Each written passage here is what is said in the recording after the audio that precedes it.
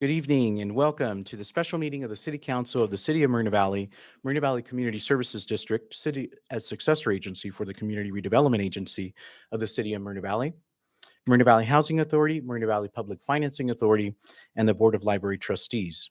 The City Council does receive a separate stipend for CSD meetings. I now call this special meeting to order on November 18th, 2021 at 4:04 p.m. The Pledge of Allegiance will be led by myself. If you could please stand and begin after me. I pledge flag of the United States of America. Republic for which it stands.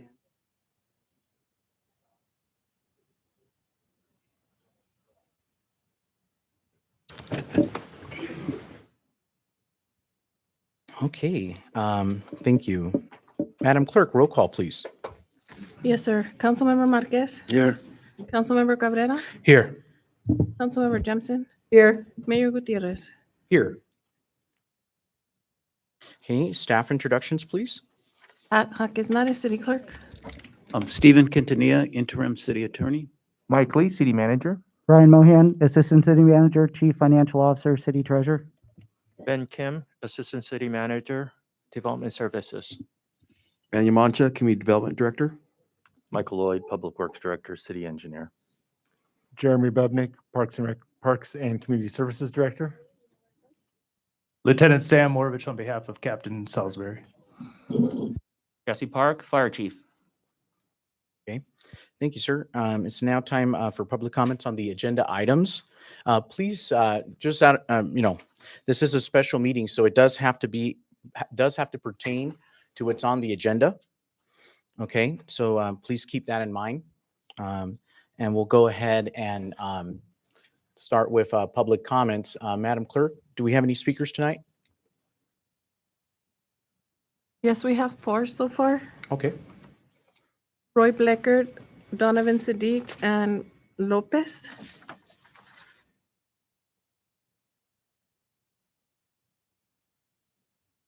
Good evening, Roy. Evening. Would you please? Oh, 1 second, Roy. Let me, okay, go ahead and restart it, Pat. Go ahead. Would you please stop making our city a supreme-ish circus sideshow? We just had the district attorney come out and say this was a Brown Act violation. I mean, who else has got to do it? Rescind the appointment. Stop. We don't trust any of you at this point. Call for an election on April. We have one with the school board. I confirmed it on the 12th. Let the people decide. Do the right thing. We need 3 votes. Let's end this right now, and maybe we can start healing this city. This has been nothing but a political power play to capitalize, to seize power. Stop it. Fix what is wrong. Try to rebuild this community. I don't know how else to say it. We cannot, everything that we are doing everywhere is just perpetuating the systemic, stupid image of Moreno Valley. Stop it. You talk about transparency, well then here's your time to do it. If you're going to take out the city attorney, then let's do it under open session. Let's put it out there to the public. Quit hiding behind closed session, secrecy, and all this and all the alleged stuff's going on. Let's bring it out. You're calling out public. 2 of you were calling out public people. Name them, because I was one of them. So at this point, I'm figuring you're talking to me. If you're going to call people out, then list who you're talking to. Again, you have the ability to make this transparent. There is no other way to do it at this point, to salvage any credibility, to do those same things. If you're going to take an action, if you're going to accuse somebody of anything, then let's name names, and let's figure it out, because this has got to stop 100%. Follow the law, follow the rules, do what's right, because the 200,000 plus residents of Moreno Valley deserve nothing less, and we will not tolerate nothing less. Fix it now, and let's get on with rebuilding this city from the mess you made. Thank you. Next speaker, please. Donovan Siddiq. Good evening, Mayor, Good evening. Council, staff. You guys are doing a great job, by the way. I don't want you guys to think I'm just always in here saying when you don't do a good job. But this isn't about haters. This ain't about no haters. Ever since that little black man moved in Edgemont, ain't no love in this city. Well, guess what? There's justice in this city, because the DA, from a complaint, not only that I filed, other people filed, ruled legitimately or by law, to their understanding, you're sitting there on a clear Brown Act violation that was advised to you by a guy we pay 6 figures to, by the city clerk who told you before the attorney did. And yet you, LaDonna, sit up there. You don't even care. You don't even care how much this is going to cost us. You don't even care to listen to the constituents of District 1. We don't want you up there. Not this way. This whole thing for me has been about the process. If this person did it, or that person did it, or that person did it the way you did it, I would still be up here doing what I'm doing to you now and exposing you for the person you are. You are a narcissist, and you do not care about anybody else but yourself. You keep talking about all this stuff you do in the community. I don't see it. I'm out there. People know I'm out there, but I don't have to highlight that. I don't care who knows what I'm doing and what I don't do. I don't need to sit on a seat to be productive in my community.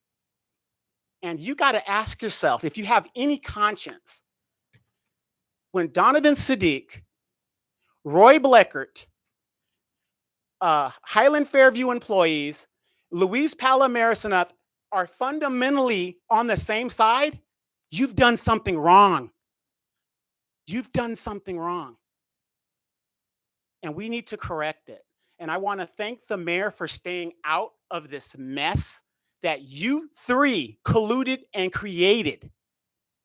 Because I was watching the mayor saying, okay, let me see what he's going to do. Let me see what he's going to do. And he did the smart thing, because it doesn't take a 70-year-old person, a 25-year-old person, much less a 3-year-old person, to see what you did was a Brown Act violation, all three of you. And if you're not going to follow the law now, when are you going to follow it? When? And I have to wonder, why do you want that seat so badly, LaDonna? So if you're listening at home, ask yourself the same question. Next speaker is Mr. Mr. or Mrs. Lopez. Oh, okay, Miss Lopez. Hi, good evening. I would like to, first of all, congratulate our new council member, Mr. Ed Delgado. We're very thankful that finally we're going to have some law and order in this town, and it just makes us citizens feel great. And he did do it the right way. He was elected, and we're very proud of the people that elected him. And we would like to see some change in our community. And Mr. Cabrera and Mr. Marquez, you should do the right thing. We need to vote. We don't need this. This is really a bad example. And for you to wonder and ask yourself why people are stepping up and they're very upset and disappointed with your actions, you're crying about you're being harassed? I don't think so. You're both men, so start acting like men. Don't do this to our city. Thank you. Margie Umel. I don't know if I said it correctly. I'm sorry. Okay. Followed by Tom Thornsley and then Bob Palomares. Good evening, Council. And I also would like to congratulate Ed Delgado. I am actually in his district, so I am very excited to see the things he is going to be doing for the city. And again, just to reiterate what the people that spoke before me said, that he did it the right way. And that's exactly why I'm here to talk about. I've been seeing this back and forth ever since LaDonna was put on the council. And I think you know that, LaDonna, you were put on this council through the back door with these two aiding and abetting. So I just am appalled, honestly. And Cabrera, you shouldn't have your nose so high in the air. I do not want to get personal. I don't want to name call, but to see you sit there so haughty, like you did nothing wrong, is disgusting to me. You violated the Brown Act. Obviously, the district attorney of Riverside County concurs with, I believe the city attorney had told you. And I'm listening to the city council meetings, and I'm hearing Cabrera and Marquez saying over and over again, we spoke to the city attorney. We spoke to the city attorney, but you never said what the city attorney told you, what he advised you. And I found this article last night. I hope I have enough time to read it. It's pretty quick. And this is from California City News, and it says the Moreno Valley City Council has appointed one of its former members to District 1, to the District 1 seat, which was left vacant after the death of Mayor Pro Tem Victoria Baca earlier this month. The council did so against the advice of its own city attorney. Against the advice. This isn't an article, okay? So you can sit there and say, well, look at, here's the rules. Here's what we can go by, but you're gaslighting people and you're omitting certain things. And that is not right. So I hope and I pray that you are unseated, LaDonna, because you don't belong there. And again, let the process go its full course. You, I think, ran in 2020. The city obviously that district did not want you in the seat. You were, I believe, in the city council before, and you had to resign because you were convicted or whatever the situation. You were no longer in the seat. So obviously you shouldn't even be there. And we should just go ahead and have a special election so that you can earn the seat, not come in through the back door. Thank you. Next three speakers is Tom Thornsley, followed by Bob Palomares, and then Elena Santa Cruz. Good evening, council members, Mhm. and congratulations to Mr. Delgado.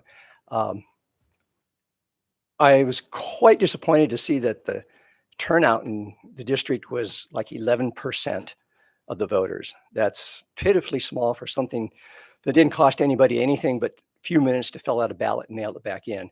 So Mr. Delgado is taking office with, I believe it was approximately 5.5%. The city tax that we all have citywide, only 4.8% of the citizens voted for us to have a tax. That's a horrible thing to say about our city's engagement in what goes on here. So if this city gets run into the ground or decisions are made that a lot of us don't like, then the rest of the citizens need to be blamed more so than even you guys, because they did not step forward and do the right thing and vote. With regards to your actions tonight, I don't have any problems if you decide that LaDonna needs to be off there. I wished her well when she got appointed there, but she knows that I questioned it from the very, 5 minutes after I sent her the email. You do need to remedy this. I don't see anything on the agenda that says you're going to discuss what you're going to do next, whether you're going to appoint or go to an election. So that's something I expect to see on the next agenda. Sadly, what transpired on the 19th of October, I actually have to put the fault on the city clerk, because you didn't have a quorum There should never have been a meeting. None of this would have happened. But neither the city clerk nor the city attorney said steadfastly, guys, there's only 2 of you here tonight. You got to have at least 3 because we're a 5-member council, alive or dead. We're a 5-member council. And until all 3 of you are here to act, you shouldn't have done anything. But you got misled by them that night. You got anxious. I understand that because when Mayor Gutierrez was put on here, his name was not mentioned on that agenda that it would be done. It was just a discussion about doing so. Next thing you know, motion was made to adopt him. Second was made to do it. They voted, they brought him up, they swore him in. All of that happened in moments. He had a prepared speech. So that too was probably close to a Brown Act violation at the time, but I don't think anybody bothered to challenge it because you had to have at least 2 people. And I think only 3 out of 4 voted for him to be in there. As a final note, I do not want you to have to go and spend the money for another election because you're going to do twice next year. I really wish you could come to a point to be able to appoint. I just don't see that happening because I see all the votes once Mr. Delgado is sworn in, all of those are going to be 2-2, and you're still not going to get anywhere. So we'll see what happens. Thank you. Thank you, Tom. Thank you. Next 3 speakers is Bob Palomares, followed by Elena Santa Cruz and Joanne Steffens. Good evening, Mayor, staff. I'm wondering, Mayor, if I can have 10 to 15 minutes.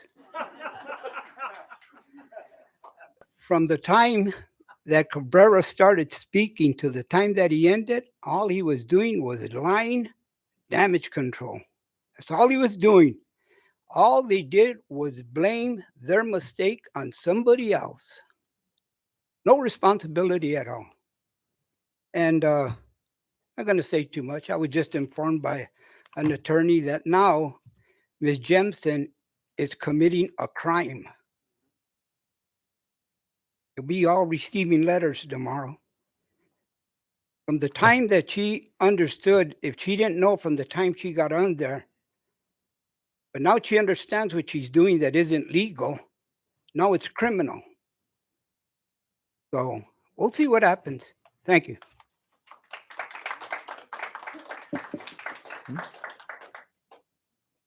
Then if the other 2 speakers could please be ready. After Elena Santa Cruz is Joanne Steffens and then Tom Gerald.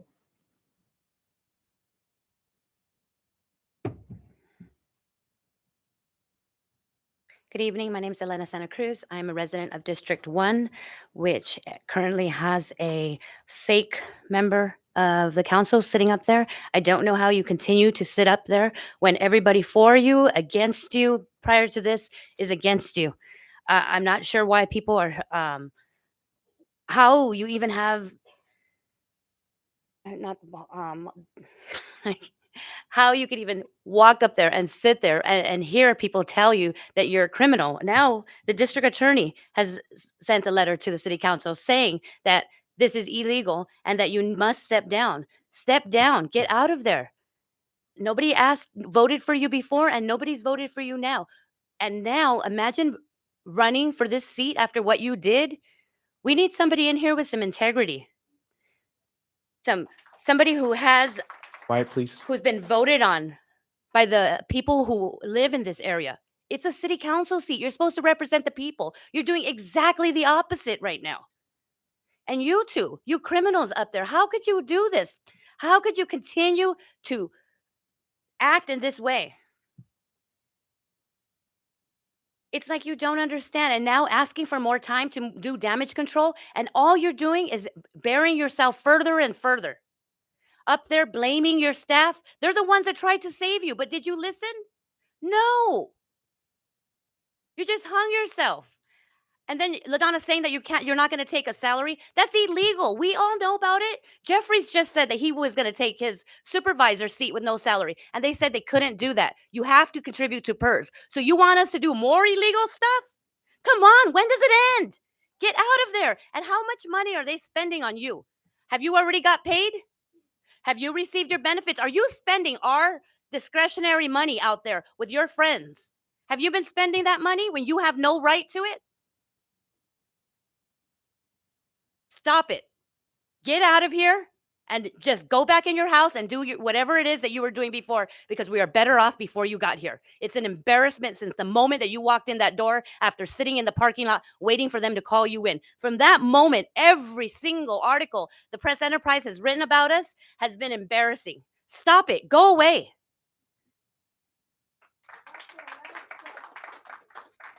Next, we have Joanne Steffens, followed by Tom Gerald and David Zeitz. Congratulations, Ed Delgado. You're at least going to be an ethical person on there. And I did vote for you, and you are in my district, so I'm happy for the representation. You need to get her off the seat. I don't even know why she's sitting up there. I haven't understood it from the beginning, but then call me stupid. The thing is that she actually voted on the minutes of the 19th meeting. She wasn't even there for 3/4 of that meeting. And you can check it. She voted yes. And how could she vote on something she wasn't even present for? I don't get that either, but then again, call me stupid. She's shown clearly a pattern. You need dynamite to get her off the seat. And then Elena already said you can't say you don't want any money. You know, being on boards and committees does not make you qualified to even sit on that seat. You know, Marquez, you said you didn't commit the Brown Act, but the DA disagreed with you. You know, you guys just keep keep spinning the lie and spinning the lie, but the truth's the truth. You know, come on, do the right thing. You guys know what the right thing is, and just own up to it. That would make you more credible in the public's eye. It really would. Nobody wants to hear, well, I didn't know this, I didn't know that. Blame it on the city attorney. Just look at the transcripts. I didn't hear it from anybody. I looked at the YouTube video, and he told you, yes, you would have had a quorum if no money was involved. But with her, there was money involved, so you needed a 3 vote. I mean, even a person with common sense, you guys must not have it. Educated people don't even have common sense, but you just don't possess it. And LaDonna, I don't even know what realm you're on. You're in La La Land, really, because you just don't have the wherewithal and the respect to say, you know what, let's rectify this. I'm getting off the seat. I'm the problem because you are the problem. You're the thorn. And we need to just pluck you out and get you out of there because you're causing pus to ooze in this city. All of us All right, please. actually like and love our city. I've been here almost as long as you, Marquez, going on 40 years. So I've seen a lot, but this is just beyond me. You guys need to do the right thing. Get a special election. Get somebody in there that is credible, ethical, and isn't going to need dynamite to get her off that seat, because she is already committed a crime. The DA already has said it. It's illegal. And she committed a crime. I mean, people don't want to hear it. It was 30 some years ago. I mean, what do we have to do? Get her a plane ticket? And maybe then she'll go, and then, I don't know. But honestly, it's not a personal issue. It's the fact that the way you did it. That's it. Next 3 speakers we have is Tom Gerald, David Zeitz, and Lindsay Robinson.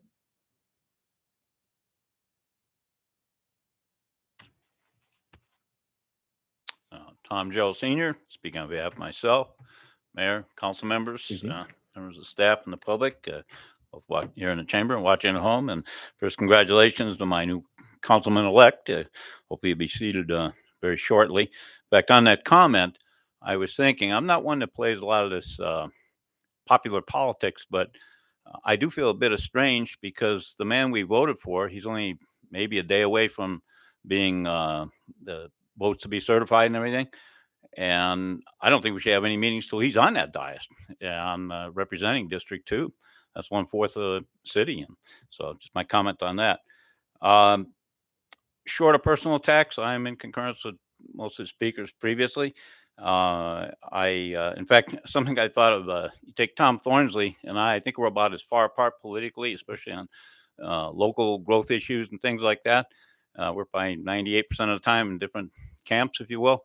But we're in alignment on this. That really says a lot unto itself. As I said, this is procedural. I've never liked appointments, even when the mayor was originally appointed to his first term.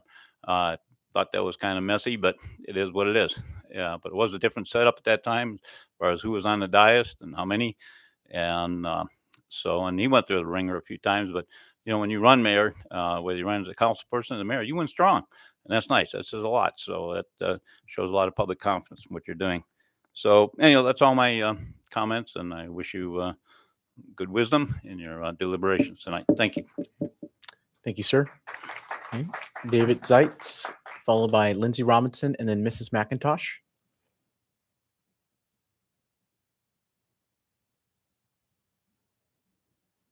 Good afternoon, Good evening.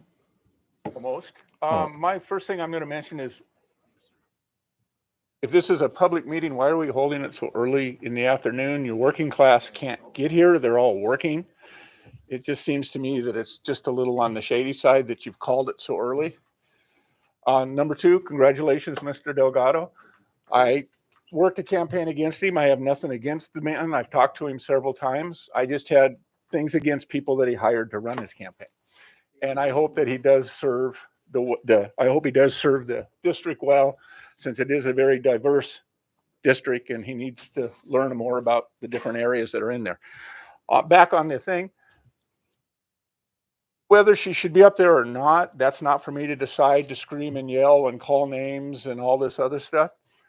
It's a simple thing in my mind, but I'm not a lawyer, so this may not work out. But take the three people that were seated on council at the time of the nomination or appointment and vote on it. Mayor, you ran out on the next meeting. You didn't show up for the meeting that it was happening to. We should have maybe never had the meeting. So have the three of you guys go through a vote, either put her in or take her out. It's that simple. It's just like when you were appointed mayor, you were appointed to a district that you didn't live in. You spent 11 months sitting up there while they fought it out, and the city paid $136,000 in legal fees to finally have you leave. Okay, how is that different from this? There was Brown Act violations then because you were appointed without being in the district, or you were actually, I don't know, it was a Brown Act or not, but it wasn't legal. So you guys are sitting there now. Hold the vote, get it done, and abide by it. It's as simple as that. You know, I mean, why are we going through all this rigmarole? The three of you are up there, you're all three adults, you're all over 21, you're all the way over 100 pounds.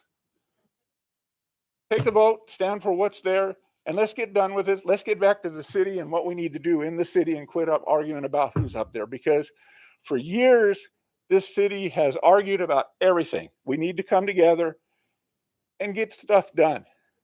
Quit playing special interest, quit playing this, and just get back to city business. It's as simple as that. I don't know why everybody's got to call names, bring up past. Everybody has a past. You look far enough back, I bet you can find something on everybody out there. But are we waving it into the public? No. People change. People get better, people get worse. From what I understand from her, she has gotten better.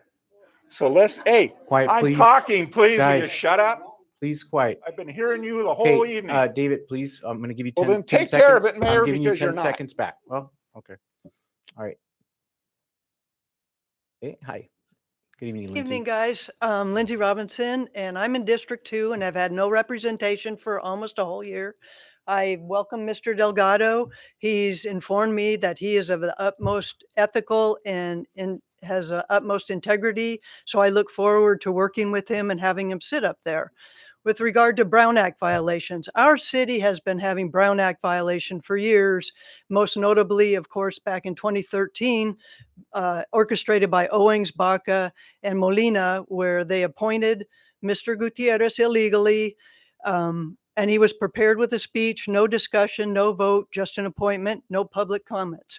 We had the Michelle Dawson firing. That was a blatant Brown Act violation.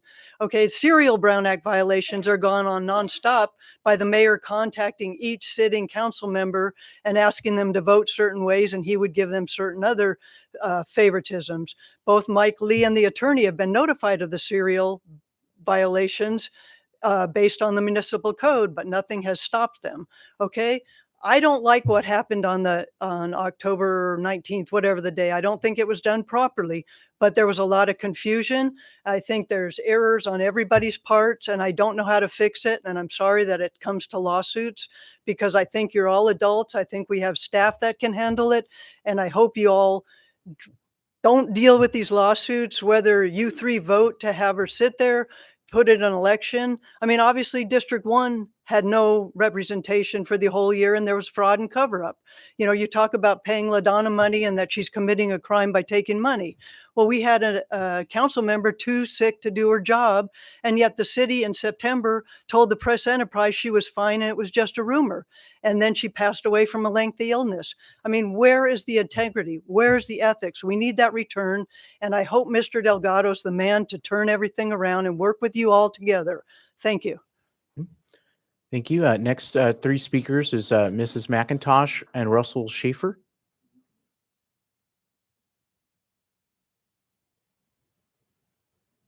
Good evening, everybody.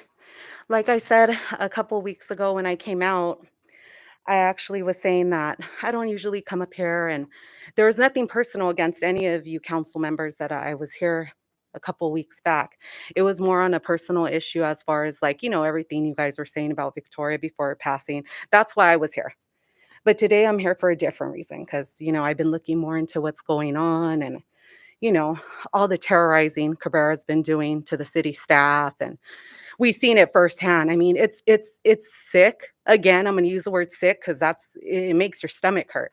The kind of stuff that you see up here when he's terrorizing the city attorney, the clerk, harassing people nonstop. I mean, he sits up there, and like I said, it was nothing personal, but now it's, man, you guys are too much. It's like a wow. And people that I have talked to and learned a little bit more about you three sitting up there, LaDonna and Cabrera and Marquez. When I would hear stories, I would think, wow, that's wow, I can't believe that, you know? But now that I'm up here, I do believe it. I see it happening in front of my eyes, you know, watching YouTube, coming up here. It's just, man, I just can't even believe it. I mean, we got a real shit show here, really. And another thing, it's like, LaDonna, you are sitting up there and you shouldn't be up there. And you know it's not right. But you'll continue to sit up there, and then you'll even use God, saying that, oh, I pray for my enemies. Which enemies? Which enemies do you pray for? Because I know you weren't praying for Victoria or any of her friends. I'll tell you that much. Because you're writing off of hate. That's why you want to sit there. And I could respect you more if you say that's what it was. Even Marcus, his kids are still up there posting things. They don't stop 24/7. It's like ridiculous. His kids, their friends, it's, gosh, you guys don't even know what, you got a lot of kids out here that are turning 18. They just turned 18. They graduated. You know, they want to go and protest at your house and put it on TikTok. You know, these kids love the internet. And I'm like, hey, you guys need to calm down. You need to slow down. They said, no, that's all right. He's out of hand. You're out of hand. And the words that I said last week, you twisted them, that people are insulting you and your family. I never insulted you or your family. I just said, you know, hey, raise your kid in a better way. You know, I know you have a kid. You're raising him here in our community. Let's not be a bully, because I see you doing it. So, hey, let's raise him in a better way. You should raise him in a better way. That's all I said, because I know the fruit doesn't fall too far from the tree, and you're pretty rotten, you know, and he's a child, you know, that's a whole different thing. But I'm just saying. So I never insulted you or your family. I would never do that. But you twisted and turned it like you twist and turn everything that comes out of your mouth. Okay, next speaker, Russell Schaefer.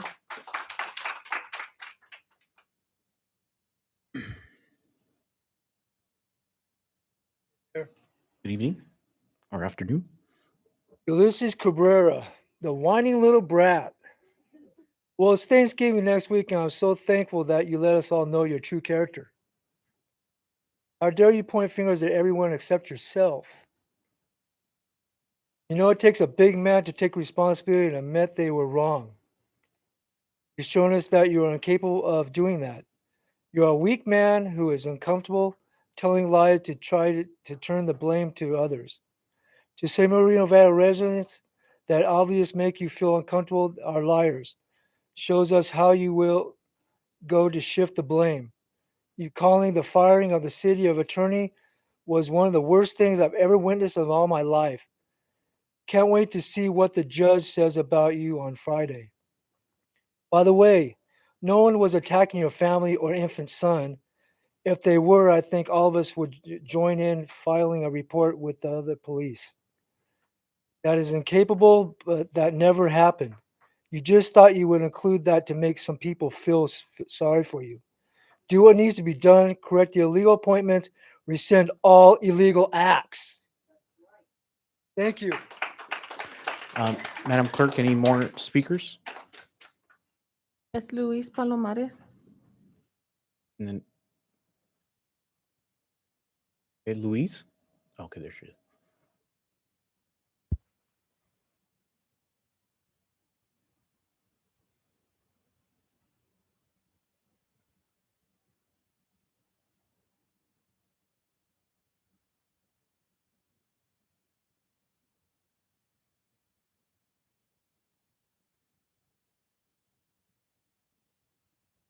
Wow. Action packed again. This is all Cabrera. Marcus is doing, and LaDonna, the illegal lady in the seat there, the madam. Give me a break. Quiet, please. Give me a break. Luis Palomares, the community activist. You know, Cabrera, you were whining and crying. You needed 15 minutes. Thank God the mayor only gave you 10 minutes. You really would have hung yourself because your tongue did a very good job that day. You were lying. 10 minutes of pure lying. Now, first you blamed everybody but yourself, the city attorney, the city clerk. You almost blamed this guy, your pal right here, Marcus. You know, the blame game. Everything was blame. Come on, man up. Take responsibility. You cannot even, you know what about the city clerk. She has filed a harassment suit towards you because you're harassing her because you can't deal with a strong woman. That's why you couldn't handle Victoria or Dr. Thornton because you and Marcus can't deal with strong women. You need a weak woman like this woman, a cheater, a liar, fake, and a fraud. That's what you need. That's the kind of woman you need so you can do what you want with. You know, God, you need a slap on both cheeks. Excuse my language, but that's what I feel like. How dare you collude, Marcus, you and LaDonna Cabrera, collude to do this. And the court has come down. And this lady says, LaDonna, oh no, they're going to have to drag me out of here almost. Like, here for you, the court. Frick you, you court. The judge, screw you too. No, she's going to have to be dragging out. Oh, she's done this. She's done. Oh, she's done it all. Wow. So and then we're attacking. Nobody's attacking you. You even used your child. You used your child. I just had a baby. You know, like you got us on the Titanic with all the lawsuits. You just had a baby. I just had a child. You remember on the Titanic when the guy grabs a kid and I just had a child. How dare you? You're the one that put your son in that comment, your closing comments last time. How dare you? You put the blame game on everybody. Everybody's attacking. You said, you put the blame game, and then you did the sympathy card, and then you played the I'm the victim card, I'm the martyr card, I'm being and then you even used your son, you know, you threw him in the mix there. You know, how dare you do that? How dare you collude like that? And then you said, and then you even closed it with Jesus. How dare you? How dare you? How dare you? God said, don't use my name in vain. It wasn't talking about God and damn. It was talking about your personal agenda and your capital gain. You're gaining by that. You and LaDonna, don't pray for me, please. Don't pray for me. I don't want your prayers. You should have been praying when you were taking that seat illegally. Were you praying then to your God? What God do you serve? You're such a hypocrite. Thank you, use the Louise. churches Louise, and everything thank you. else to do your Louise, dirty deeds. stop, please. Thank you.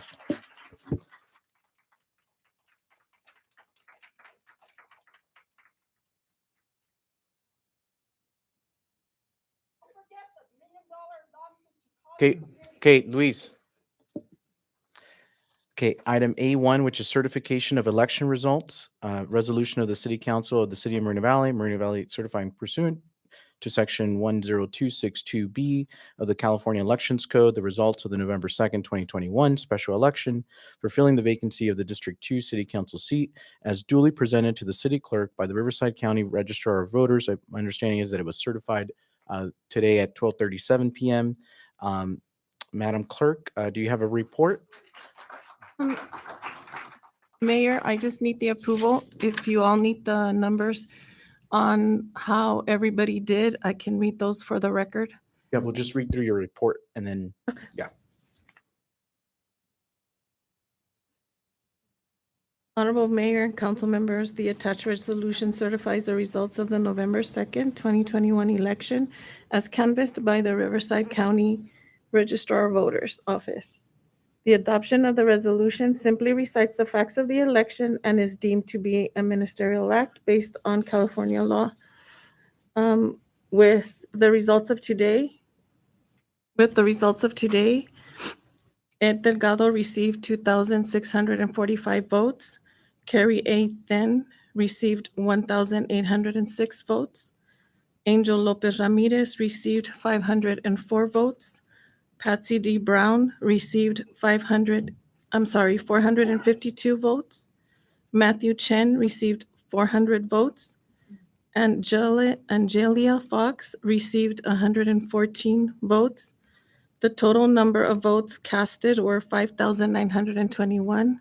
The results show that our new council member is Ed Delgado with 2,645 votes. Okay. That concludes your report. This concludes my reports. Okay. I can answer any questions council Okay. may have. I'll go straight to council questions. We have a question from Councilmember Cabrera. No questions. I'll just wait for the deliberation. Okay. And then any other questions from council? Okay. All right. We'll now move on to council deliberation. Okay. Councilmember Cabrera. Thank you. First, I do want to congratulate you, Ed, on winning that. It's not easy to run for office. Very, very difficult. I know you have a full-time job, family, and everything as well. So definitely look forward to, working with you up here. And so before just going any further, I do want to just make a motion because we have a closed session here in about 14 minutes. I want to make a motion to adjourn this meeting until immediately after our closed session. Once we're done with the closed session, we'll come back into this meeting right here so that we can proceed with the rest of this agenda right here. So make a motion to, Okay. to Quiet, do that. right guys. now. And I ask for a Guys, second. please quiet. Okay. Can you repeat your motion, Councilmember? Yes, so I make a motion to adjourn this meeting until immediately after the closed session that starts at 5 p.m. today. So immediately after the closed session, we'll come back and continue with this meeting. Okay. Just so you know, this is a special meeting that I called, and I'm not calling the closed session meeting to order yet. I will call it once we finish this meeting. So as a presiding officer, I can call the meeting to order. So it will be, and we will get there. But this is what's on here tonight. I understand that, but there's a motion on the floor to Okay. adjourn this meeting until immediately after the closed session. And I'm asking for a second on that motion and for a vote as well. Okay. City Attorney, can you weigh in, please? Okay. When I think there's no other questions that can be asked to get surprised, but the mayor has the duty and the right to call special meetings to order. So he can defer calling the next special meeting to order in order to finish this meeting. Okay. Also, just to clarify, this is a mandamus action, meaning that the the Supreme Court, the U.S. Supreme Court, and 2 appellate courts have ruled that no matter what, even if there wasn't a quorum or not enough council members to accept the results, that the council has to accept the results. And it's actually, it's written everywhere. I believe it was even in the staff report. So, it's happened before. In fact, in 2017, I believe it was for your election, Councilmember Cabrera, it was only myself and Mayor Pro Tem Baca that were here because the other council members left, and it just happened. I mean, it just gets accepted. So, any further deliberation on this item? Yes, thank you. Thank you for that clarification. So just to continue with the deliberation, it is purely ministerial, definitely. I think it's something that usually, we fill the room with your family and your friends and all your supporters and everything. And so Okay, quiet, guys, please be respectful, okay? Thank you. usually that's what we do. So hopefully, we can still have that for you, Ed. I think it would be nice to have your family, your wife, your kids here, to see you get sworn in and, walk up to the dais and all of that. So there's nothing else like it. And definitely, this is all ministerial. You could have chosen to get sworn in up in city clerk's office, but, I don't know if it's going to happen now or not, but, I definitely, like I said before, congratulate you because it's a difficult road, knocking on all those doors, talking to all the different stakeholders. Everybody wants something different, everybody has a different opinion, and every door that you knock on, you never know what to expect. There's going to be a barking dog or a crying baby or something. But Quiet, guys, please. It's definitely something I look forward to with your law enforcement expertise and everything that you do on a daily basis, to help make our city safer. I think you're going to add a lot to the city council, and definitely look forward to, our working relationship. So congratulations. Okay. At this point, I do understand that the election results were actually certified at 12:37 p.m. by the Riverside County Registrar of Voters. And my understanding is that you were already sworn in already, so you are a full-fledged council member. However, okay, guys, I wasn't finished. Okay, guys, thank you. Okay. So I entertain a motion by council to accept and approve the staff's recommendation number 1. Okay, motion, is there a motion? Okay, motion made by myself, second by Councilmember Cabrera. Okay, go ahead and please vote.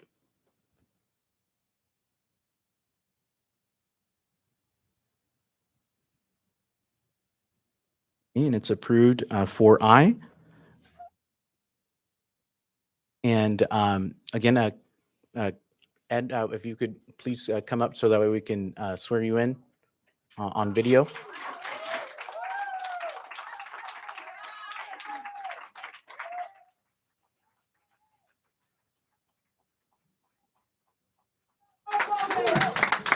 Guys, quiet, please. Please.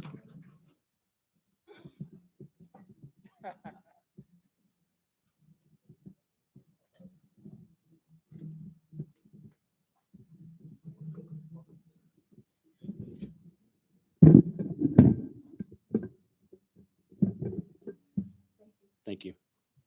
Please repeat after me. I I, state your name. Edward Delgado, Do solemnly swear do solemnly swear that you will support and defend that I will support and defend the Constitution of the United States, the Constitution of the United States, the Constitution of the State of the California, Constitution of the State of California, against all enemies, foreign and domestic, against all enemies, foreign and domestic, that you will bear true faith that I will bear true faith and allegiance and allegiance to the Constitution of the United States to the Constitution of the United States and the Constitution of the State of California, and the Constitution of the State of California, that you take this obligation freely that I take this obligation freely without any mental reservation without any mental reservation or purpose of evasion, or purpose of evasion, and that you will well and faithfully discharge and that I will well and faithfully discharge the duties upon the duties upon which you are about to enter. which I am about to enter. So help me God. Thank you. Congratulations, sir.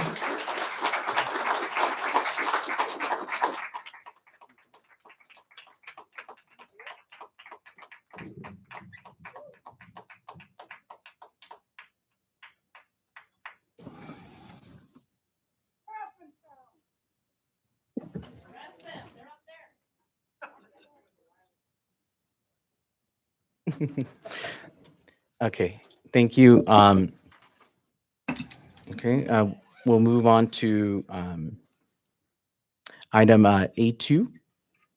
Mayor, Oh, yes. at this point, it is appropriate for me to recuse since we're talking about the cure and correct. Okay. Okay, thank you.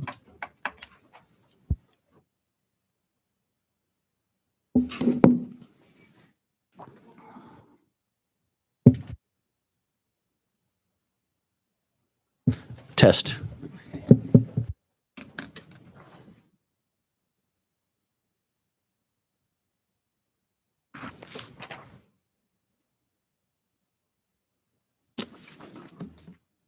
Okay.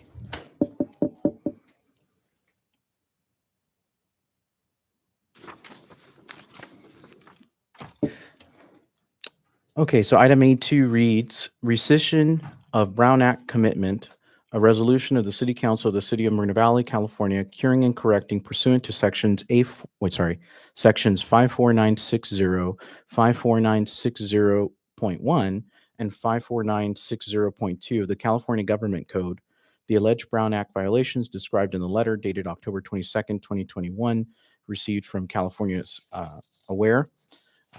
This one is also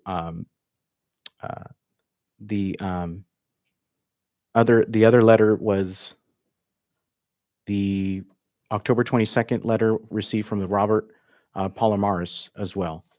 So I'll just leave it at that. And then if there was a staff report or whoever's doing the staff report. I can do the staff report. Okay. So we did receive a letter from Californians Aware dated October 22nd, 2021, and we received a similar letter from Robert Palomares dated October 22nd, 2021. And in both these letters, they allege that there were Brown Act violations committed on the night of October 19th, 2021, in regards to the appointment of LaDonna Jempson to the City Council. And under the Brown Act, the Brown Act provides that before a lawsuit may be filed against the city for a Brown Act violation. I'm sorry, Steve. I'm sorry. We're having little technical issues here, but what was your question, Madam Clerk? Oh, okay. So then we could just do a voice vote on things? Okay, we'll just do a voice vote. Okay, sorry, City Attorney. Oh, okay. So this has to do with the October 19th appointment. And so under the Brown Act provides that before a civil lawsuit can be filed against the city, whether it's by private parties or the district attorney's office, and I'm talking about civil lawsuit, targeted toward a Brown Act violation, they have to provide notice to the city of its alleged Brown Act violations, and we have 30 days to adopt a resolution, which has to be listed as rescission of Brown Act commitment on the agenda. We have 30 days to adopt that pursuant to their demand.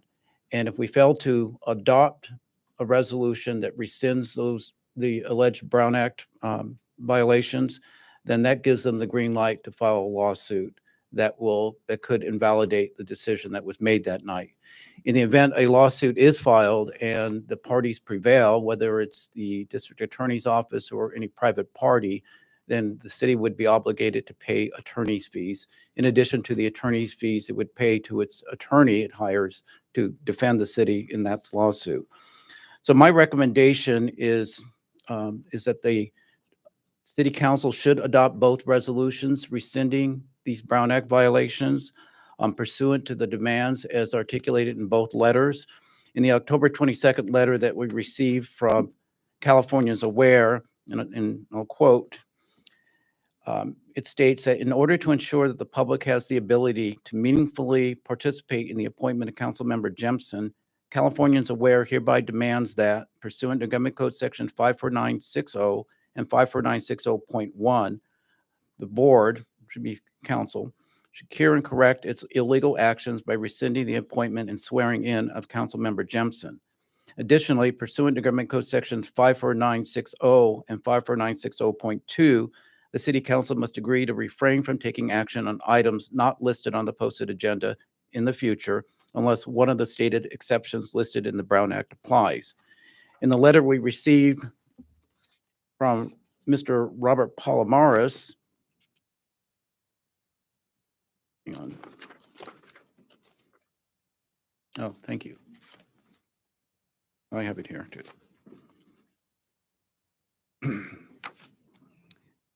Starts, quote from this too. The stated purpose of the letter was to provide the city council with an opportunity to avoid litigation over the ill-timed and ill-advised appointment of LaDonna Jemison to the Moreno Valley City Council seat, which was held by Victoria Baca. The letter purports that the appointment of LaDonna Jemison to the city council was, as I quote, a violation of several provisions of the Brown Act, which involves meetings of legislative bodies at local levels of government.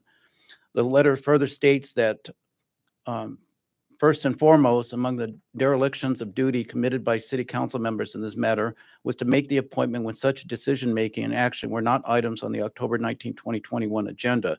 The item on the agenda regarding the open seat involved directing the city clerk and preparing applications for potential appointees to the vacancy. Moreno Valley City Council, RE Moreno Valley City Council seat, October 22, 2021. Appointing a new member and filling the vacancy immediately was not on the agenda. Such action violated the Brown Act. Its requirements for a city council to provide notice of each item of business to be voted on at the council meeting, a brief general description of each item of business to be transacted or discussed, and description of each distinct action to be taken by the council. As you must be aware, such requirements enable informed decision-making by the public whether to attend a council meeting or participate in a discussion on an issue. And they cite a government code section here. In essence, the Brown Act prescribes an act taken or discussion about any item not appearing on the posted agenda. As the immediate appointment to fill the open seat was not an act appearing on the posted agenda, the city council's appointment of Ms. Jensen was a prescribed act. Furthermore, no public comments were permitted prior to the appointment, which is a further Brown Act violation. Unless the council complies with state and city law and revokes the appointment of Ms. Jensen to the city council, litigation will ensue.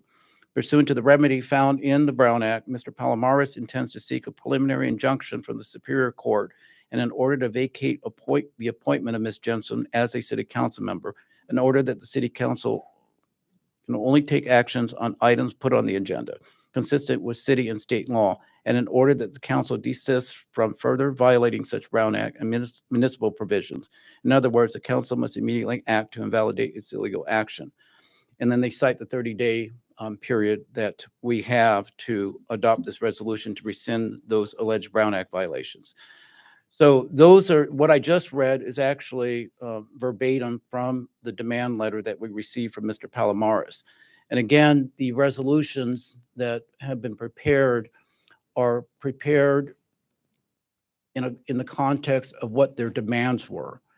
If we don't adopt a resolution that complies with their demands, they get the green light to file a lawsuit against the city for a Brown Act violation.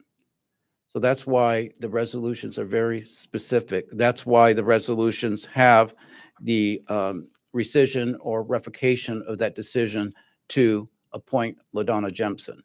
And again, the resolutions simply are in response to the demands as stated in both of those letters that we received, the one from Mr. Palomares and the one we received from Californians Aware. So with that said, my recommendation is that the council adopt both of these resolutions. I do want to point out that when I walked in the room, basically that was the first time I heard about a letter from the the district attorney's office. And so we also received today, dated November 18th, November 18th, a similar demand to cure the same alleged Brown Act violation.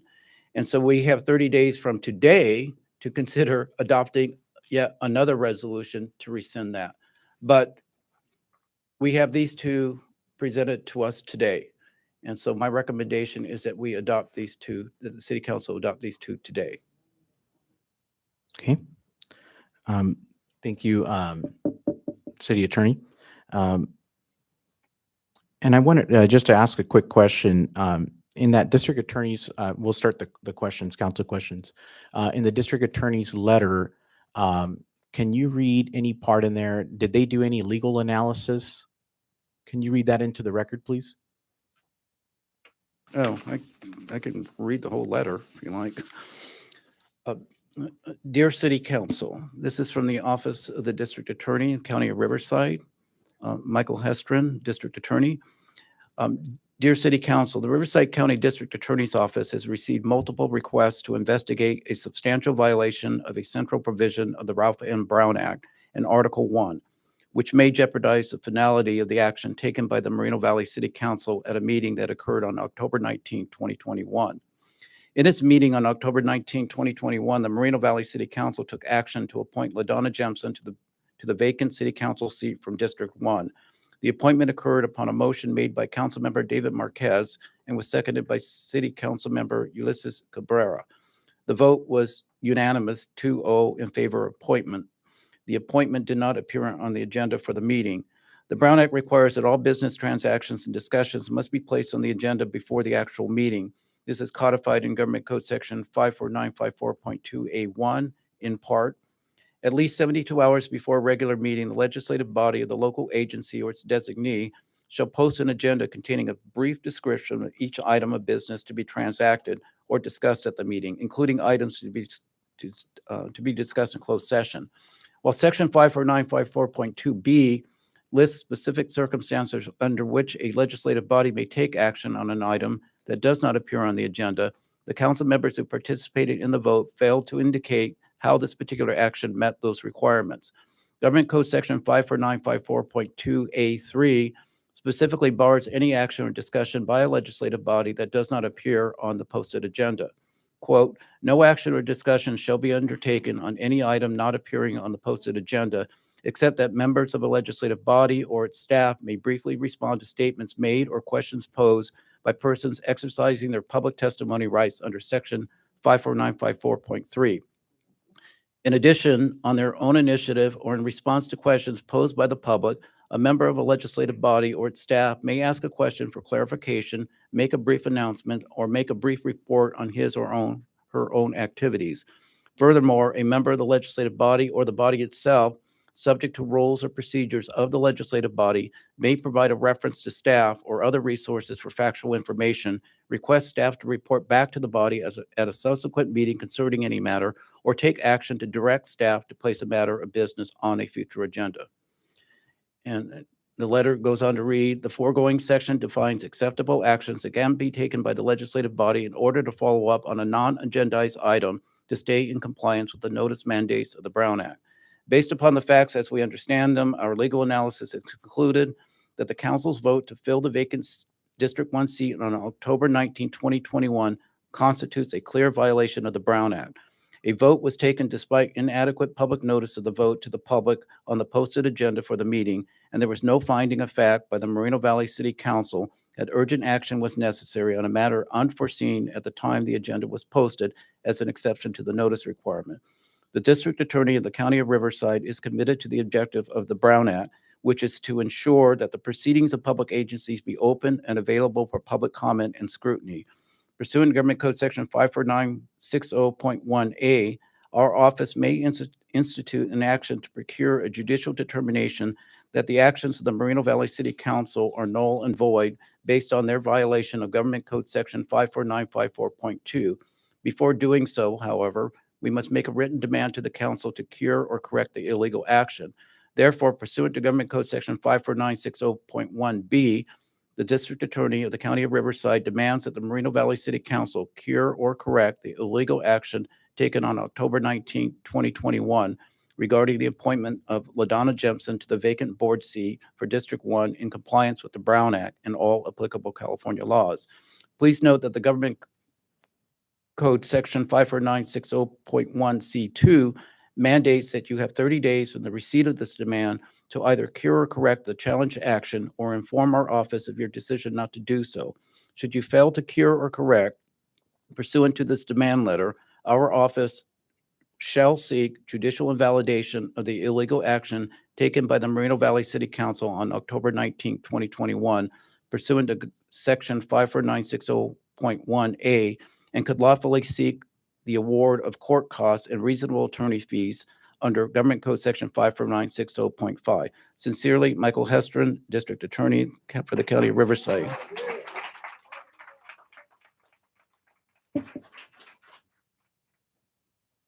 Does that conclude your report? That concludes my report, Mr. Mayor. Okay. Any council questions? If you can please press, for council questions, you just press the speaker button. Oh, but then you can just put your hand. Okay. All right. I forgot it's not working. Oh, okay. Councilmember Marquez? No, Okay. Okay. Okay. Councilmember Cabrera, please.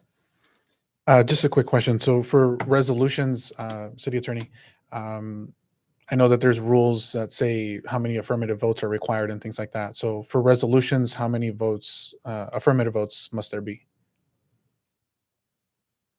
Mike, please. In this case, it's going to be 3. So remember, on October 19th, we had 3 members of the city council. On October 27th, we have 4. So technically, right now, we have 5. So it would require a majority vote, which in this case is going to be an affirmative vote of affirmative 3 votes we need. Thank you. Or 3 affirmative votes, I should say. Okay. I'll motion to approve. Okay. I'll close the deliberation and motion to make a motion to entertain. Okay. A motion made by Councilmember Delgado to approve staff's recommendation number 1. Mayor, do we get an opportunity to deliberate? Oh, yeah. That's why I was about to. Okay. I thought we were in that area already. Okay. So before we do that, would you like to make some comments, sir? Yes, thank you. So, once again, just like we said at the previous meeting, and like I said, we need to cure and correct. That's obvious. We need to do that and go through the process of making sure that the cure and correct happens. About, I would say, an hour and a half ago, I received through an email. I think it came from, I forget who it came from, one of our staff, basically sending us the attachment, a copy of the letter from the district attorney. So I had a chance to read it. Thank you, City Attorney, for reading it verbatim. So, they make almost the same points as the California Aware letter. Sounds very, very similar. District Attorney sounds like they contend that there was a vote taken, but that it was not properly agendized. It wasn't specifically stated on the agenda that night. So, with that being said, I still firmly believe that we should at least try to make an appointment if we go through with rescinding the appointment. I still think that we should try to come to some kind of consensus if we end up going down that route. Because just from my understanding, and staff, if I'm wrong here, please make sure to correct me. For this seat in District 1, anyone who goes in, whether through a special election in April or if the council decides to appoint someone, they're only filling out the term until November. So what is it? Until next November? That was what we were originally told, but If, Councilmember Cabrera, to answer your question, if it's an appointment, they're there till November. If it's an election, they complete the term. So Okay. it's the 3 years. Okay. So appointment is just 1 year until next November. Election is the full term. Okay, so about 3 years. 3 years or so. Yes, sir. Okay, all right, got it. Thank you. Yeah, so I think that we should still at least try, to fill the appointment.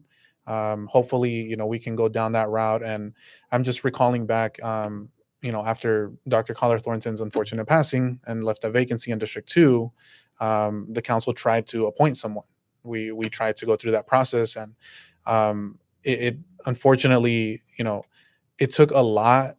I wanted to interview all 16 applicants that came through, and honestly, we weren't really being allowed to. I had to jump through hoops and to try to even schedule quiet, meetings, please, guys, to interview the applicants for District 2, which I think that's a problem. I think that we should have, at the very least, have been allowed to easily interview all of the applicants that applied to fill the vacancy in District 2, and the fact that we were honestly given a very hard time and almost trying to not be allowed to interview the applicants, I think that there was something very wrong with that. So again, if we or once we do any kind of cure and correct, I think again we should try to appoint someone. We should accept applications to fill any vacancy in District 1.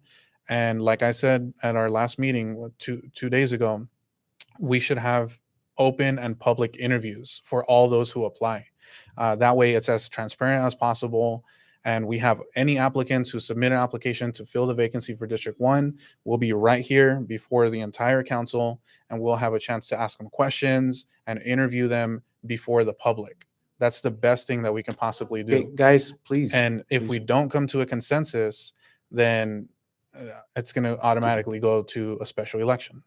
So that being said, there's a couple other concerns that came up in regards to the actual staff report that I wanted to bring up. So I know that yesterday, right before 4 o'clock, we did get that email with the notice to call the special meeting, this one that we're having right now. And so that I think was done, correctly and everything. One of my concerns though is that in the staff report, it says that there would be attachments for both items, the second and third items on this agenda, that there would be attachments, the letters that we actually got here today. And they weren't not there, right? Even, I don't know if it's still there, but when I open up the staff report on our city website, those attachments didn't come up. Definitely not after 4 p.m. So I don't know how that happened, if that was a mistake or why those attachments were not in the staff report. But I think that was very important for anybody out there who didn't have access to those letters. They couldn't read them. They were not in the staff report. And I think that could be problematic because anyone who opens up the staff report should be able to not only read the recommendations from the staff, but should also have been able to read these letters. And so I think that is an error. I don't know if, again, if that was a mistake or if that was done on purpose. I have no idea. But I think that could be problematic in terms of, us properly noticing and giving those documents to the public. So that's just one area of concern that I wanted to bring up. And let me see here. I know that the city attorney clarified that, any potential lawsuits that come forth, the prevailing party will end up basically getting their attorney fees paid for, right? So the city, if we lose, would be on the hook to pay all of those fees, right? So that's something that ideally I think we should avoid as well. I don't want the city to Okay, pay. guys, hold on one second. Okay. We needed to be quiet, guys, so that we can let him speak. Okay. Thank you. Okay. And so yeah, ideally, I think that we should put ourselves in a situation where we're not paying attorneys' fees. And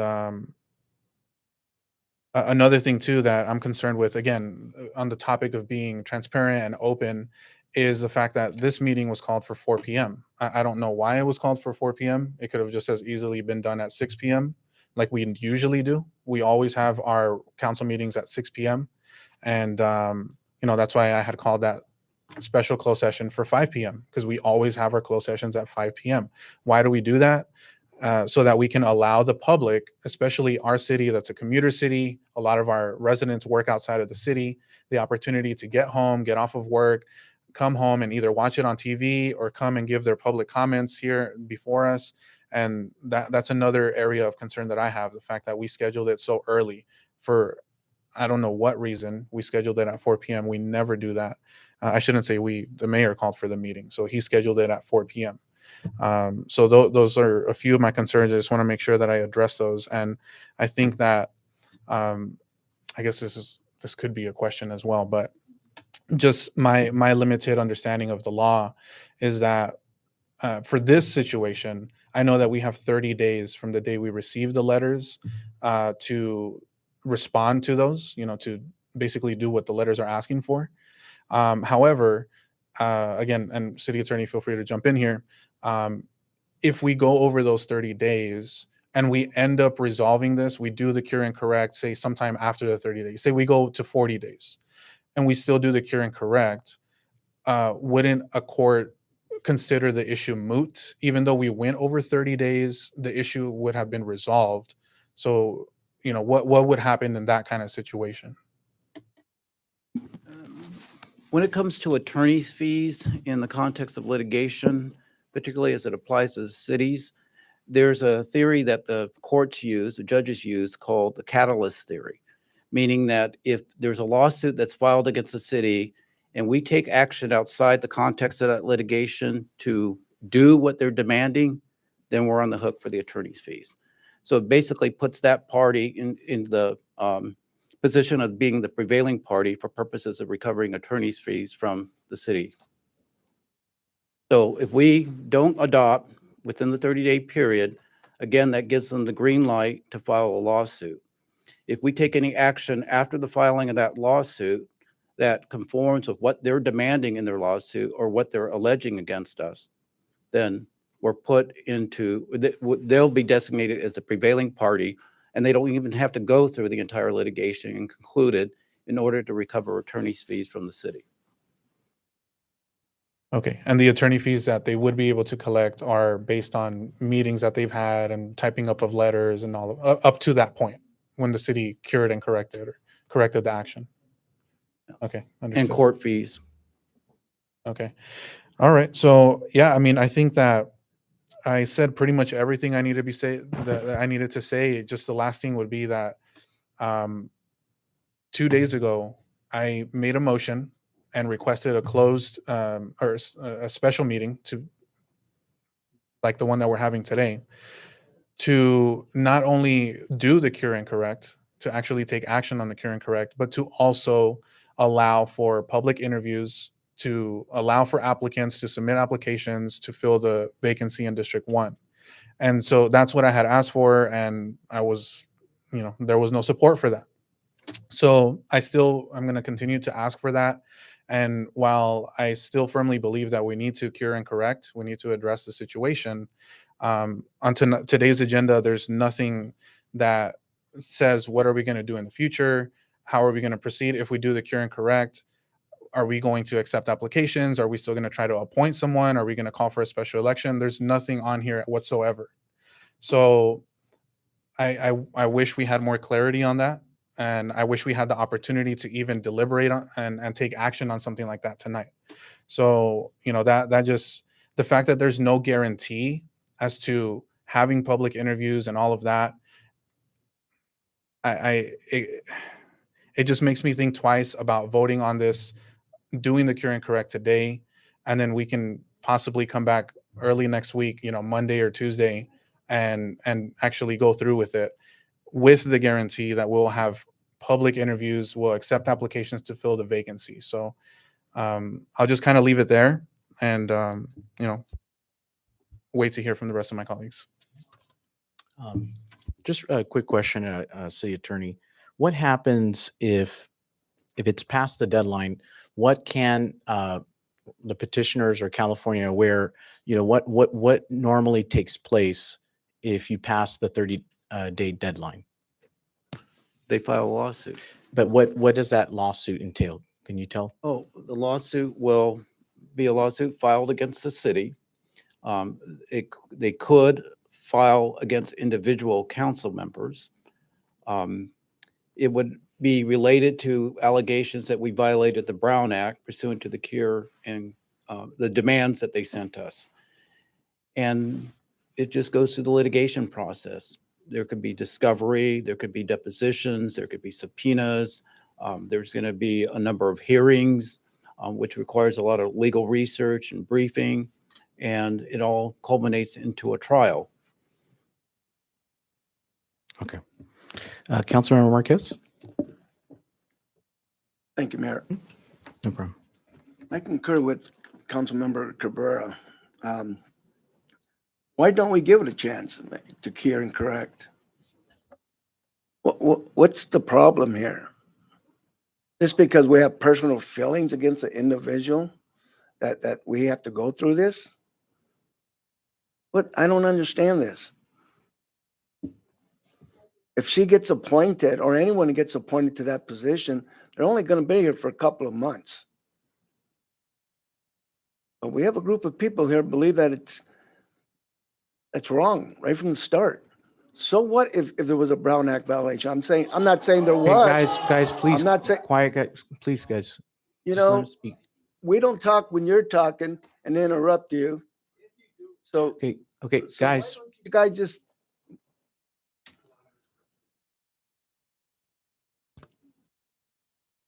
okay.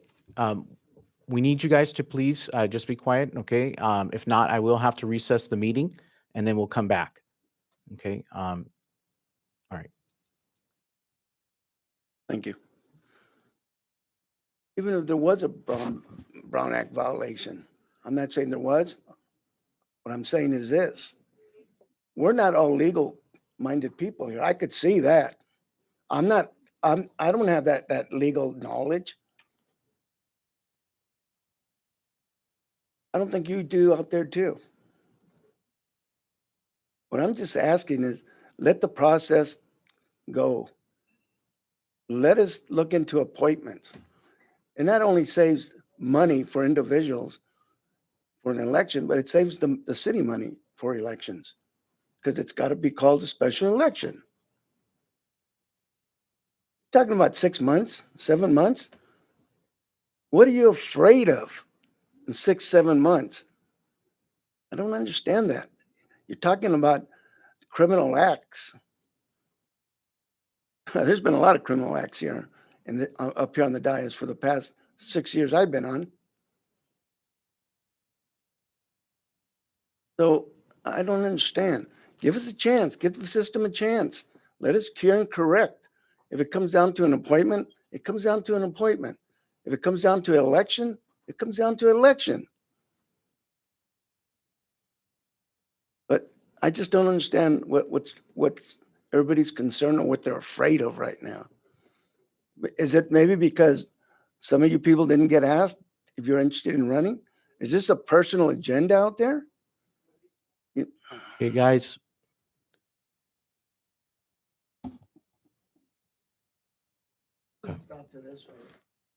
Okay.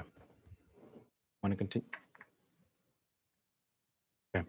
Yeah, if I may, I think the interruptions continue and continue and continue, and you do have the authority as Okay. well to, not only make sure that there's decorum, but to Yes, remove okay. people from the And- chamber. It Okay, just I'm continues. giving warnings. Okay, I'm giving warnings. Thank you.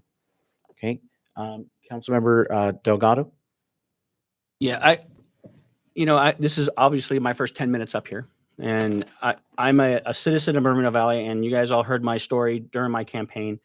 I've been here 25 years. When this occurred, I was extremely embarrassed to go to work and look at my peers that I am running for a seat on city council. But what I soon realized is that gave me more desire to do it, and my colleagues up here, they worked hard to get this seat too. They did. And I told them that on October 19th. I had no idea which direction that meeting was going to go in, but I gave them acknowledgement of how incredibly hard it is getting up here. But in saying that, I do believe it needs to be done correctly. So a cure and correct is exactly, and I don't think that they're disagreeing that a cure and correct needs to take place. Cure, in the eyes of society, is a fix of an illness. Correct is, in the eyes of society, is to fix something that's broke. I think that we did something that needs to be fixed, and if we cure the illness and correct what has been broke, I think that we're doing our due diligence as a city council. If it goes to now, what Councilman Cabrera is stating is that it should go to a point. It's not on the agenda tonight, and that's a fact. It's not, but it will be if that's the direction this council wants to go in. We can put it on an agenda for the future and move in that direction. I think that we're here on November 18th to decide one thing. We decide that to cure and correct. Then we move forward on where we're going to go from there. If it's an appointment, and we decide that we want to do interviews and we appoint, that's the process. But due diligence has taken place. If it's an election, then I feel, and believe me, people, I just went through it, and I feel that if it's an election, that the people spoke. So to cure and correct is the right direction to go. And I do believe that we all want the same thing. And what we want is to represent the city of Moreno Valley. Stop all of the rhetoric and move forward. I think Sadiq said it the best is we just want to get down to regular city business. And I know I certainly do. We have a busy month ahead of us, but I certainly want to get down to regular city business. So I just wanted to let my fellow colleagues up here know that that I think that we all want the same thing. And you guys all said that we want to cure and correct, and that's okay. We definitely need to cure and correct what took place. So let's fix it. Then we'll put it on the agenda for the next step. And the next step is whatever we decide. And that's the democratic process. We decide as a council, and that's our jobs to correct this. And how we're going to correct it, that's going to be up to us. That's going to be, we'll decide if it goes to special election or to appoint. Thank you. Okay, I'll entertain a motion by council to approve staff's recommendation number 1. Motion to approve. Okay. I'll second that motion. And this is to cure and correct.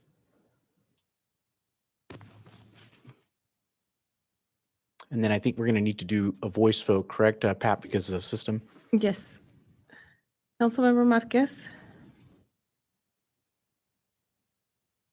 If this is to cure and correct, Correct. yes. Yes. Yes. Councilmember Cabrera? I'm a yes as well. Thank you. Councilmember Delgado? Yes. Mayor Gutierrez? Yes. Motion passes 4 ayes.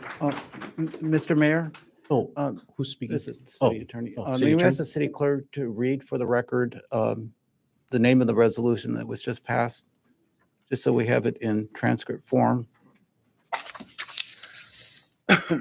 You want me to read it or who made the Approve motion? and adopt a resolution of the City Council of the City of Moreno Valley, California, curing and correcting pursuant to sections 54960, 54960.1, and 54960.2 of the California Government Code, the alleged Brown Act violations described in the letter dated October 22nd, 2021, received from Californians aware. Did you want the vote? Thank you. Do you want me to say the next one or just this one? Yeah, I just wanted the record to reflect what was actually approved. So if there is a lawsuit, we'll have it in the transcript. And then just a city attorney, just to, oh, are you speaking, Brian? Or just a quick question. The other one is the same. So do we need to? Yeah, you should. No, number 3 is the same, identical, It's correct? identical. Right, but I Do we have to have a have two discussion? separate votes. Oh, because then if not, then the other group can, okay. Do we still have to have a discussion? Excuse me. Do we, It's up to you guys if you want to. I mean, it's basically the same one. It's just, yeah, To pro- I mean, it's fine with me. Just I- take the vote or I cure and agree. correct. I agree. So if it's my colleagues, You okay with Agree. just taking the vote? Okay. That's You fine okay? with me. Okay. You want the same motion and second? yes. Okay. Yeah, sure. Okay. I believe I was the one that seconded it. And then Yes. And Delgado Councilmember motioned it. Delgado? Yeah, I suggest that we take another roll call vote, Okay. please. Councilmember Marquez? Yes. Yes. Councilmember Cabrera? Yes. Councilmember Delgado? Yes. Mayor Gutierrez? Yes. Thank you. Motion passes 4 ayes. And it's to approve and adopt resolution of the City Council of the City of Moreno Valley, California, curing and correcting pursuant to sections 54960.1 and 54960.2 of the California Government Code, the alleged Brown Act violations described in the letter dated October 22nd, 2021, received from Robert Palomares.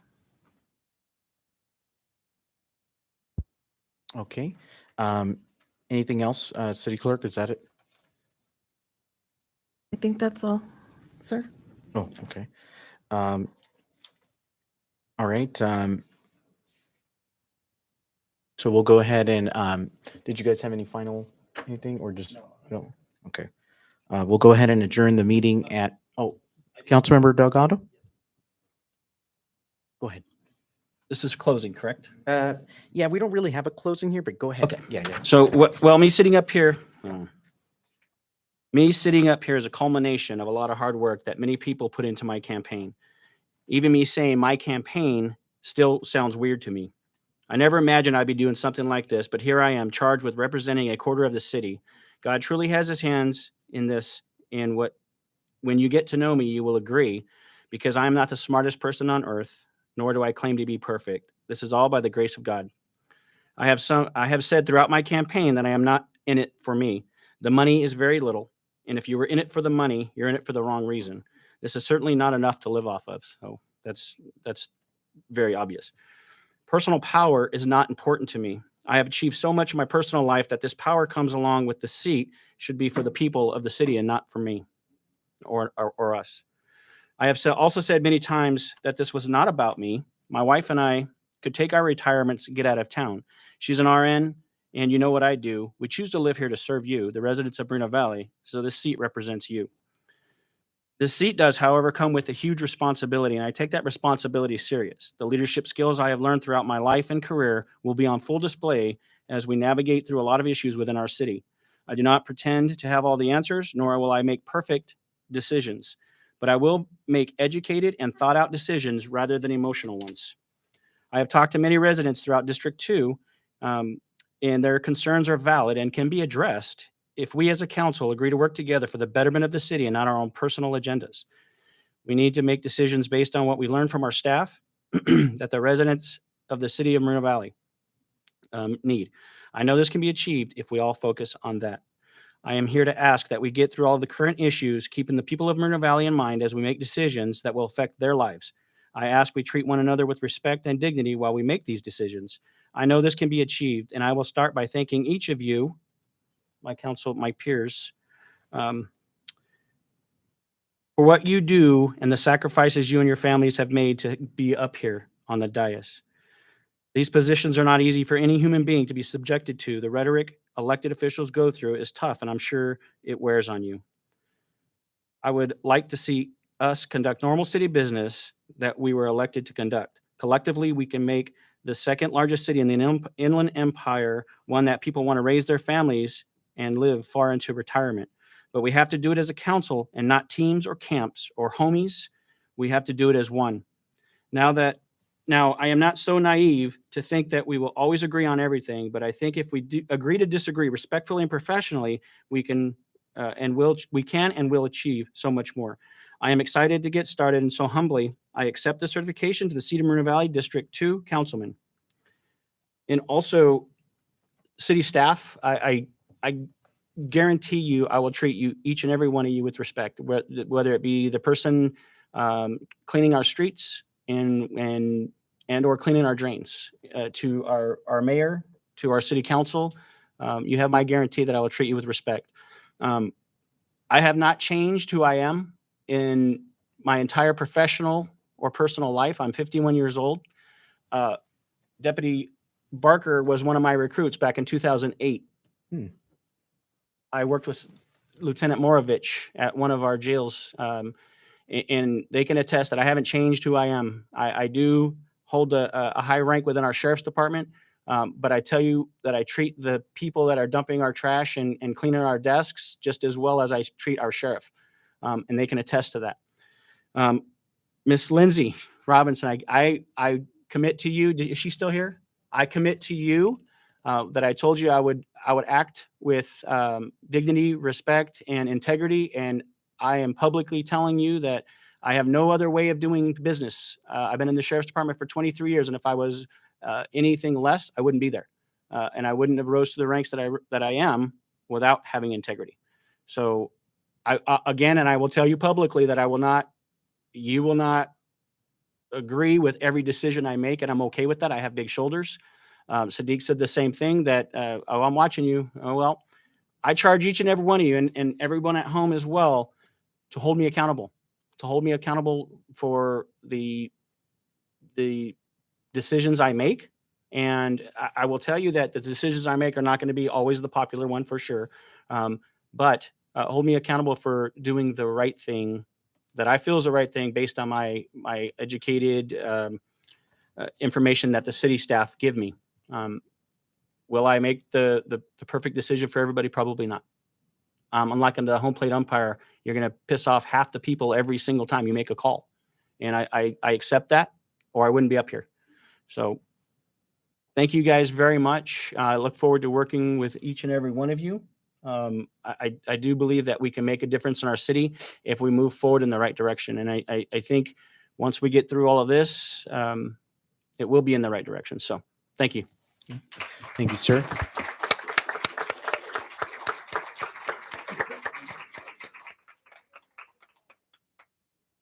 Oh, yeah, just for the record, and just wanted to point out that at the time that the resolutions were adopted to cure and correct, that formally removed LaDonna Jemison from the city council, Moreno Valley City Council. Well, why are you telling this after? okay, guys, quiet, please. We asked you that question before.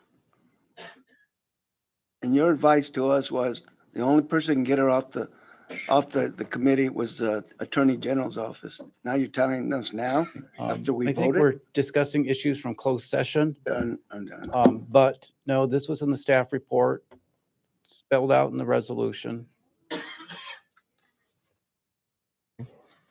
City Attorney, just for clarification, before Councilmember Marquez leaves, we, just in case anyone wants to change their vote, we still have the option to do that. Is that not correct? A motion for reconsideration requires somebody from the majority to make that motion, but it's going to have to be passed by a 3-0 of a majority of you up there. Okay, just wanted to We have 3 mention up there that right now. before Councilmember Marquez leaves, just in case, because I remember that we do have the option to change our votes, before ending the meeting. So it has to be in the context of a motion for reconsideration by anyone in the prevailing side, and it has to be passed by a majority. It has to be 3. Correct. And if I may just, kind of in closing comments as well, Mayor, I didn't mention this in the deliberation, but kind of like Councilmember Marquez mentioned, and we were told that the only way to remove sitting elected from the seat was through a quo warranto. And I believe we discussed that in closed session. Closed so session. I would be careful about this discussing is any something issue that I that was it's discussed something in that I closed looked session. up as well. So there's precedent. It's happened in the past, but that's just all this litigation and everything. Hope that we can just be over all of this, and I'll just leave it there. Okay. All right. I'm going to adjourn the meeting at 5:42 p.m.